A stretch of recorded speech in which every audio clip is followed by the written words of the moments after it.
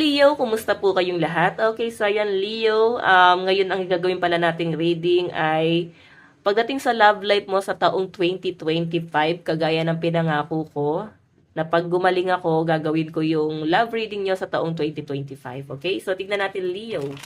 Okay, so ayan guys, sa mga interesado pala sa ating private reading, iiwan ko na lang po yung link ng aking Facebook sa atin pong description box below.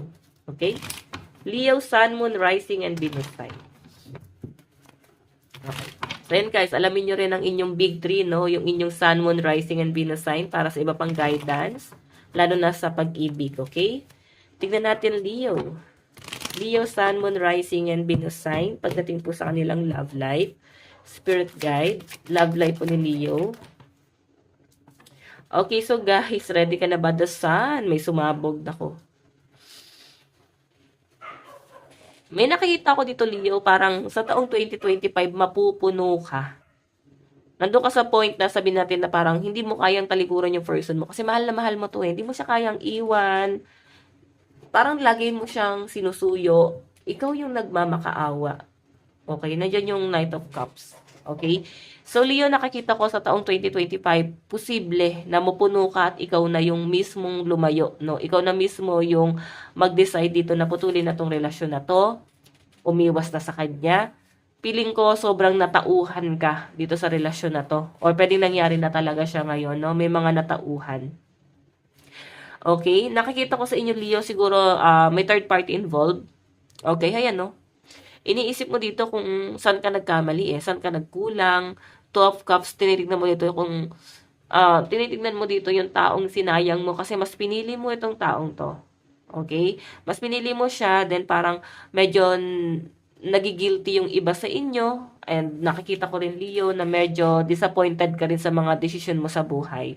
Okay? So parang napuno ka, parang ano ba, ba't nagkakaganito ako mag-decide? So guys, ngayon pa lang, kung nandyan ka pa sa sitwasyon na yan, at mangyayari to ngayon sa taong 2025, kumbaga wala ka pang karelasyon ngayon, tas merong kang desisyon na gagawin na meron kang dapat piliin, ngayon pa lang, sinasabi ko sa inyo guys, may disappointment. Kaya kailangan, vote wisely. Pumili ka ng tamang tao, piliin mo yung tama, at dapat yung taong hindi mo mapipili is hindi mo masasaktan, or hindi mo pagsisisihan na hindi mo siya pinili. Okay? So, Leo, nakikita ko dito, ayan, may new person na paparating din sa inyo. And kung ikaw ay nagre-recover pa rin sa past person mo, may pag-aantay ka eh. And I think itong taong inaantay mo is committed sa iba. Ayan. Sabi ko sa inyo guys, nasa third party. Okay? So, may hirapan ka na ialis yung sarili mo sa ganyan. Kung ipagpapatuloy mo yan, ikaw yung magsasuffer. Okay? Kung ipagpapatuloy mo yung sarili mo na magstay dito sa person mo, na nasa third party or stuck doon sa ibang tao, tapos ikaw nag-aantay, 'di ba? So, mag-isip ka, worth it ba 'yan? Worth it ba 'yan, Leo? Alam nyo guys, sa lahat ng fire sign, Leo ang pinakamatigas ang ulo. Dito guys, hindi nyo kayang makipagmatigasan. Hindi nyo kayang maging matapang. Tignan natin, Leo. Leo, Sun, Moon, Rising, and Leo, Sun, Moon, Rising, and Venus sign. Then, lumabas guys, strength, Leo energy. Okay? May paulit-ulit na nangyayari sa buhay nyo guys, nakakapagod na, nakakasawa. So, mararamdaman niyo yan, Leo, ba't parang paulit-ulit yung scenario? Bakit parang paulit-ulit yung nangyayari sa buhay mo? So, I think, may bagay na parang mananawa ka. Ayun, isa niya sa pinapakita ng card. Okay? So, alam nyo ba guys na pag paulit-ulit ang sitwasyon nyo, ang ibig sabihin lang yan, tinatalikuran mo yung problema sa past, na parang same din ang situation, tapos tinalikuran mo, tinakbuhan mo, tapos ibinabalik ka ulit doon kasi kailangan may matutunan ka doon sa bagay na yon. Kung bakit parang paulit-ulit siya guys. Okay? So, ibig sabihin, wala ka natutunan. Ngayon, ibinalik ka ulit dyan, tanongin mo yung sarili mo, ano yung natutunan mo dyan sa leksyon mo. Okay? Kasi ang buhay guys, parang pag-aaral din yan sa eskwelahan. Okay? Patuloy-tuloy na pag-aaral, patuloy-tuloy na pagmamasid. And totoo yan guys, habang buhay tayo guys, dapat nag-aaral kasi hindi lang yan sa eskwelahan, kundi about life. Dapat ano yung dapat mo ma-discover and ano ba yung dapat mong i-enhance sa'yo. So, I think ganyan yung scenario, no? Tingnan pa natin, Leo. So, kung may paulit-ulit na nangyayari sa buhay mo, Leo, I think, meron kang tinalikuran na problema sa love life mo.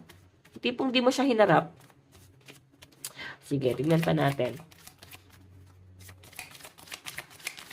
Leo, Sun, Moon, Rising, and Venus sign. Meron tayo, di ba? 2 of Wands, may pag-aantay talaga. Okay.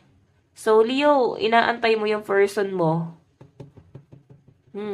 So, tama ba yung decision mo na antayin pa tong person mo na nilagay ka sa third party? May new person naman na nagmamahal sa'yo. Okay, may mga martyr dito sa mga Leo. Sa totoo lang. Ayan. Sabi nga nila guys, bagong taon, bagong buhay. So, kailan ka magbabagong buhay?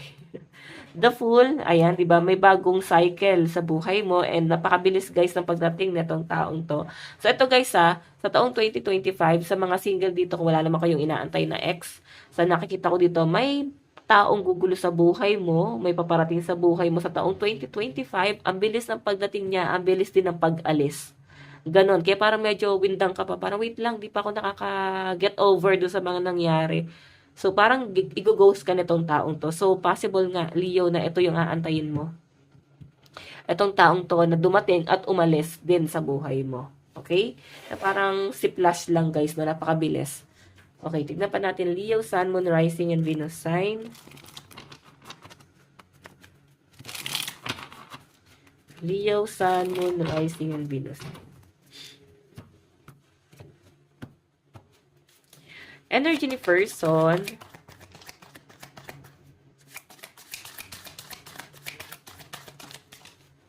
So guys, meron tayong 8 of Cups. Third party, ano? Diba? Nagpa-party-party si person. So, energy ni person. Mukhang masaya pa siya ngayon. Hindi pa niya nakikita kung ano yung problema. Okay, kaya parang may nahihirapan dito. May nag-aantay dito sa person na to. So, I think asawa niyo yan. Okay, meron tayong 10 of Pentacles. Okay, may mga bagay kang tinalikuran para lang dito sa taong to. May mga bagay kang sinacrifice or isa-sacrifice dahil lang dito sa taong to. So, alam mo, isa to sa magiging disappointment mo eh. Kung patuloy mo paninindigan yan. Okay? Tingnan pa natin. Meron tayong 2 of, okay, si ano pala to? Judgment. Okay, si High Priestess, sorry. Si High Priestess. Okay, may nakikita ko guys parang palakasan ng energy. Pwedeng in relationship ka ngayon. Yung iba sa inyo, may pagdududa ka eh. Okay, ramdam na ramdam mo na may ibang person talaga na involved na pwedeng wala ka pang ebidensya na nasa third party ka and yun nga guys, mararamdaman mo na mukhang meron talagang iba, may something. Okay, so then I think guys, maghihiwalay kayo na to ng person mo na to or naghiwalay na kayo. Kaya nga inaantay mo siya dyan.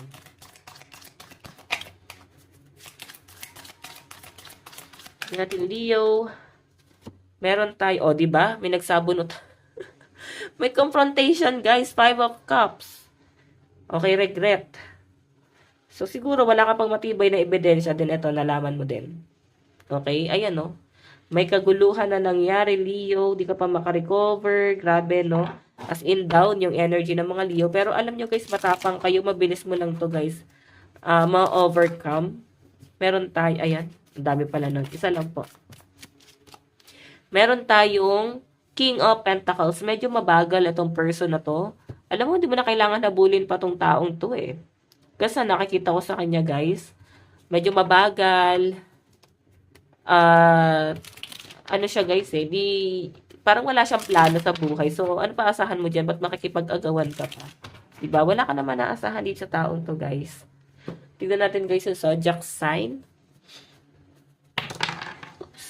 Meron tayong Aries, Leo, Virgo, Cancer, Sagittarius, and Scorpio. Okay, isa pa. Meron tayong Libra, Capricorn, Pisces, Aquarius, Taurus, and Gemini. Okay, diba? Kabisado na natin yung drawing ng mga zodiac sign. Okay? So, nasa na ba yung card? Okay. Okay, meron tayo guys boundaries. Having sensible boundaries is important. So, alam nyo guys, maging ano ka naman sa sarili mo, magkaroon ka naman guys ng respect, no? Pagdating sa ganitong usapin. So, sabihin natin guys na mahal mo yan, pero bigyan mo naman daw ng dignidad yung sarili mo. So, mag-set ka ng boundaries pagdating dito, no? Okay? Meron tayong tested. Your strength and weakness are being tested. So, alam nyo guys, matapang talaga ang mga Leo. Kaya parang susubukin talaga yung lakas mo ngayong 2025 pagdating sa relationship. May nakikita akong confrontation dyan. Pwedeng next year na talaga nangyayari to, no? Or pwede yung ibang detalye dito is nagaganap na ngayon. Meron tayong getting to know each other. So, new person to guys, may makikilala ka talaga. Sabi ko sa inyo guys, mabilis ang pagdating, mabilis din ang pag-alis niyang taong yan. Okay, kaya siguro guys, may isip mo yung past person mo na parang ayusin ko na lang kay relationship ko dun. Kasi naman nababaliw na naman ako sa ibang tao. Parang ganyan. Release your ex. Ayan. Nag-explain pa ako, no? Pero sinabi din guys nung card, i-release mo na pag ex na, no? Pass na. Hanap ka note ng bago. Parang ganon. Okay, so Leo, ito lang pong inyong love reading sa taong 2025. Bukas po ulit. Ayan, gagawa ko ng collective. Ewan ko lang. So, titignan ko guys ha. Kung hindi ko matapos ngayon, ayun, ba't ba ako nag-explain? Basta yan na nga.